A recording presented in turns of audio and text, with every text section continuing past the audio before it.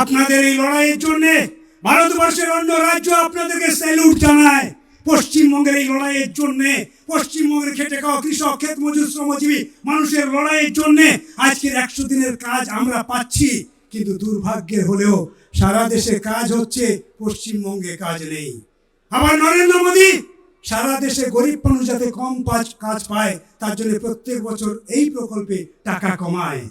আবার বলে আমরা গরিবের সরকার, আমরা আদিবাসীর লোক, আদিবাসীদের বন্ধু।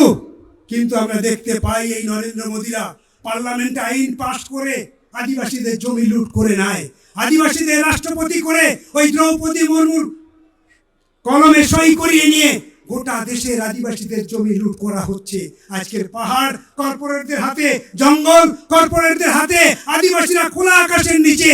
এর জন্য পার্লামেন্টে কোনো আলোচনা নেই।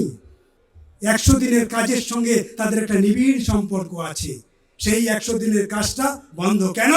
মমতা ব্যানার্জি চুরি করেছে, তার লোকেরা টাকা লুট করেছে, তাই নরেন্দ্র মোদী টাকা দিচ্ছে না। নরেন্দ্র মোদীর আইনে বলা আছে, 100 দিনের কাজের আইনে 3 মাসের বেশি কাজ বন্ধ করা যায় না। কিন্তু নরেন্দ্র মোদী আইন না মেনে 3 বছরের বেশি কাজ বন্ধ করে রেখেছে। আলোচনা হয়, বিজেপির নেতারা দাঙ্গা বাজাচ্ছে, জমি লুট করার চক্রান্ত করছে। যে জেলার মানুষ, যে জেলার শ্রমজীবী অংশের মানুষ কাঁধে কাঁধ মিলিয়ে এক সুরে এক পথে চলে, ওই জেলার উন্নয়ন করেছে, সেখানে দাঙ্গা বাজাতে হবে। কারণ ওখানকার গরিবরা জোট বাঁধছে, ওরা জোট বাঁধলে আমি টিকতে পারবো না, তাই যেন তেন প্রকার দাঙ্গা চাই।